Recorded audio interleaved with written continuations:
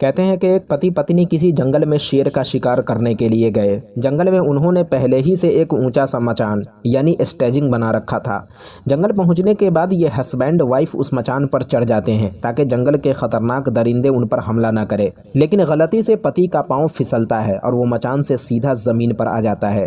जंगल में घूम रहे शेर में से एक उस आदमी के पास पहुंच जाता है और अपने पंजों से पकड़कर उसे गौर से देखने लगता है। आदमी शेर को देख रहा है और शेर आदमी को। उस आदमी ने सोच लिया था कि उसे मौत से अब कोई नहीं बचा सकता। इतने करीब से अपनी मौत को देखकर उसका पूरा बदन पसीने से भीग जाता है। पति को इस हाल में देखकर पत्नी की भी हालत खराब हो चुकी थी, मगर वो हिम्मत से काम लेती है और उसके दिमाग में एक आइडिया आता है। पत्नी अपने पति से कहती है कि देखो, मैं जानती हूँ तुम्हारे लिए ये एक मुश्किल की घड़ी है और इस हाल में मैं तुम्हारी कोई मदद भी नहीं कर सकती, लेकिन हाँ, तुम्हारी जेब में जो गन है उसे आराम से निकाल कर अगर तुम शेर को 2-3 गोली मारने में कामयाब हो गए तो तुम्हारी जान बच सकती है। दोस्तों, ये बात सुनने में भले आसान लग रही हो, लेकिन शेर की गोद में बैठकर अपनी जेब से गन निकालना सच में बहुत बड़ा चैलेंज था, क्योंकि ये आदमी अगर थोड़ा सा भी हिलने की कोशिश करता तो शेर अपना जबड़ा हमला करने के लिए उसकी तरफ बढ़ा देता। लेकिन कहते हैं ना कि मरता क्या ना करता और डूबते को तिनके का सहारा। उसने धीरे धीरे अपनी जेब की तरफ हाथ बढ़ाना शुरू किया, इतना धीरे कि शेर को एहसास भी न हो। हाथ जेब तक पहुंच चुका था और आखिर धीरे धीरे वो जेब से गन निकालने में कामयाब हो ही जाता है। अच्छी बात यह थी कि गन का घोड़ा उसने पहले ही से दबा रखा था। फिर क्या, उसने महज 6 सेकंड में 6 की 6 गोलियां शेर के शरीर में उतार दी। शेर की पकड़ ढीली हुई और खून के फव्वारे छोड़ता हुआ शेर औंधे मुंह जमीन पर गिर पड़ा। आदमी की आंखें आंसुओं से भीग चुकी थी। पत्नी का भी रो रो कर बुरा हाल हो चुका था। इससे पहले कि दूसरा शेर उस पर हमला करे और उसे अपनी गोद में बैठाए, पत्नी ने पति को फौरन ऊपर खींच लिया और दोनों कुछ देर तक एक दूसरे से गले मिलकर रोते रहे।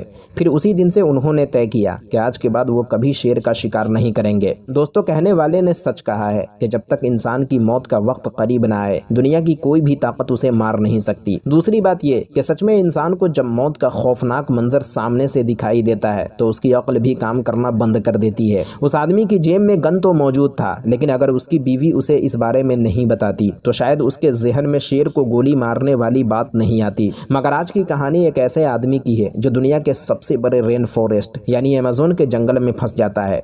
जंगली डाकू उसे देखते ही उस पर ताबड़तोड़ फायरिंग शुरू कर देते हैं। 4 गोलियों में से एक उसके पैर पर, 2 शरीर में और एक गोली तो सीधा उसकी गर्दन के आर पार होकर गुजर जाता है। शरीर से खून के फव्वारे फेंक रहे थे, मगर वो अपनी जान बचाने के लिए लगातार भागता रहता है। और फिर वह कैसे जंगली डाकुओं के चुंगल से आज़ाद होकर शहर की तरफ भागता है और एक हॉस्पिटल में एडमिट होकर अपनी जान बचाता है। पूरी कहानी सुनने के बाद आपकी भी रूह कांप जाएगी। लेकिन जिंदगी से जद्दोजहद और मौत को मात देने वाली इस सच्ची घटना को शुरू करने से पहले अगर अभी तक आपने अपने चैनल रियल कहानी को सब्सक्राइब नहीं किया तो अभी कर लें, ताकि आगे भी ऐसे ही इंटरेस्टिंग और नॉलेजेबल वीडियोस की नोटिफिकेशन आप तक पहुंचती रहे। तो चलिए वीडियो की शुरुआत करते हैं।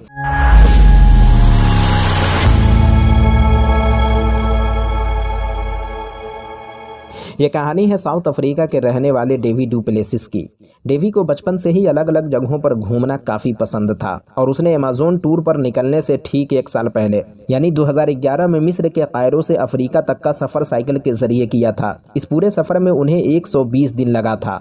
अपनी साइकिलिंग के इस सफ़र से लौटते ही उन्होंने एक प्लान बनाया कि क्यों न अमेज़न नदी का सैर किया जाए। उन्होंने बोट के ज़रिए अमेज़न नदी से होते हुए अंटार्कटिक ओशन में ब्राज़ील की तट तक जाने का फैसला किया। उनका ये पूरा सफ़र करीब 5 महीनों में ख़त्म होने वाला था। डेवी ने इस सफ़र पर अकेले ही जाने का फैसला किया।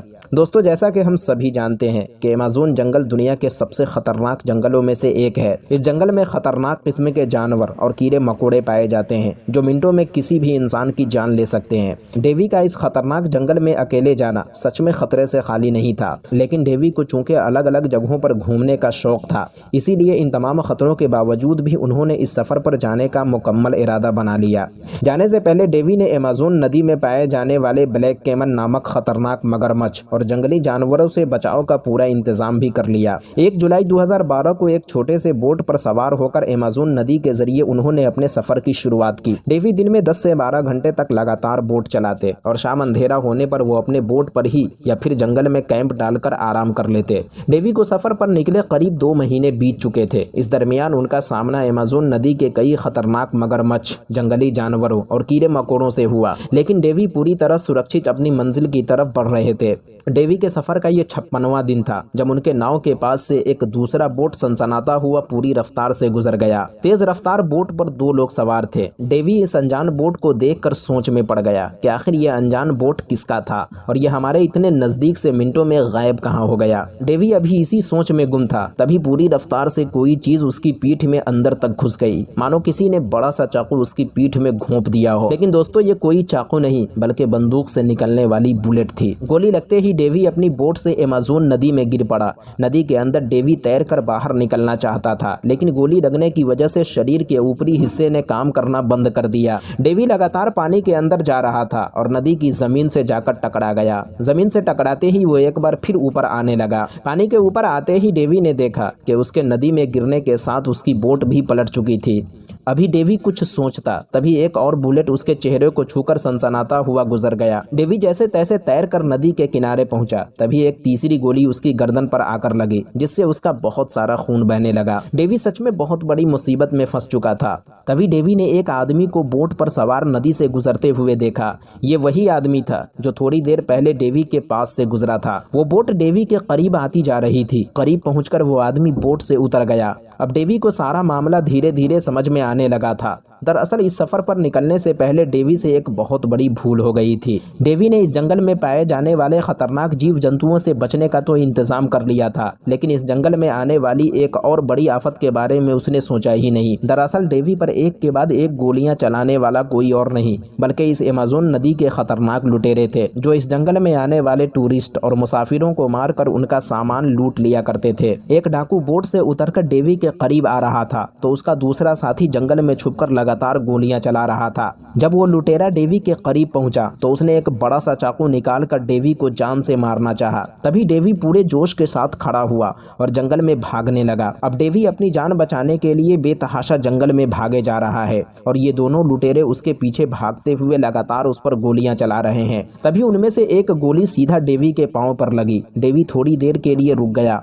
मगर लुटेरे लगातार डेवी के करीब आते जा रहे थे और एक बार फिर डेवी ने हिम्मत करके जंगल में भागना शुरू किया और कई घंटे दौड़ने के बाद डेवी लुटेरों की चुंगल से बहुत दूर निकल चुका था।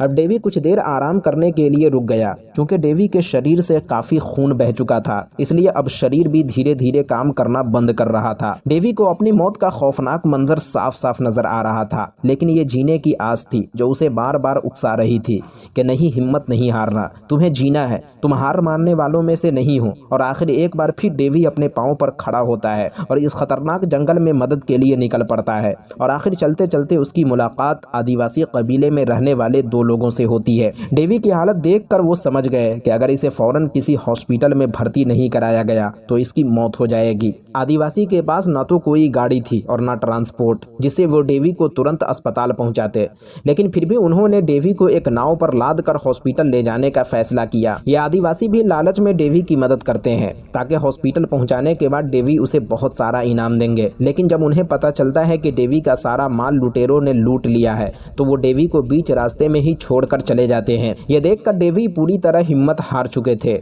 उन्हें लग रहा था कि अब मौत से उन्हें कोई नहीं बचा सकता, लेकिन फिर कुछ आदिवासी लोग उन्हें लेकर हॉस्पिटल के लिए निकल पड़ते हैं और इस तरह डेवी को हॉस्पिटल में भर्ती कराया जाता है। लेकिन हॉस्पिटल पहुंचने के बाद ना ही डेवी के पास इलाज कराने के लिए पैसे थे और ना ही डॉक्टर डेवी का भाषा समझ रहे थे। डेवी अपनी माँ को फोन कर सारा मामला बताता है और उसकी माँ डेवी के लिए फेसबुक पर मदद की गुहार लगाती है और आखिर डेवी की मदद के लिए 2 लोग हॉस्पिटल पहुंच जाते हैं। अब डेवी का इलाज शुरू होता है, लेकिन डेवी की हालत देखकर डॉक्टर उन्हें एक दूसरे अस्पताल में रेफर कर देते हैं जिसकी दूरी वहां से करीब 1000 किलोमीटर की थी। लेकिन प्रॉब्लम यह था कि शाम 6 बजे के बाद कोई भी फ्लाइट उस शहर के लिए नहीं था। आखिर में डेवी को एक कमर्शियल फ्लाइट के जरिए वहां तक भेजा जाता है, जिस फ्लाइट में डेवी की देखभाल के लिए एक डॉक्टर के अलावा 2 लोग और थे। ये वही दोनों थे जो डेवी की मदद के लिए आए थे। करीब 1 घंटे बाद डेवी को अस्पताल में भर्ती कराया जाता है और डॉक्टर उसका इलाज शुरू कर देते हैं। डेवी की हालत इतनी ख़राब हो चुकी थी कि करीब 12 दिनों तक उन्हें आईसीयू में रहना पड़ा। करीब 1 महीने के इलाज के बाद डेवी पूरी तरह से ठीक हो जाते हैं, जिसके बाद डॉक्टरों द्वारा उन्हें हॉस्पिटल से डिस्चार्ज कर दिया जाता है। डेवी आज एक बेहतरीन राइटर और मोटिवेशनल स्पीकर हैं और लोगों को अपने साथ हुए इस घटना की मिसाल देकर जिंदगी में कितनी भी बड़ी मुसीबत आने के बाद हिम्मत न हारने की सलाह देते रहते हैं। तो दोस्तों ये थी डेवी डुप्लेसिस की जिंदगी से जद्दोजहद और मौत को मौत देने वाली ऐसी कहानी, जिसे सुनकर आज भी लोग हैरान रह जाते हैं। साथ ही उनके हिम्मत और हौसले भी बुलंद होते हैं। तो दोस्तों वीडियो कैसी लगी कमेंट बॉक्स में जरूर बताएं और ऐसे ही और भी वीडियोस देखने के लिए चैनल को जरूर सब्सक्राइब करें। मिलते हैं किसी और वीडियो के साथ, जब तक के लिए अपना ख्याल रखें।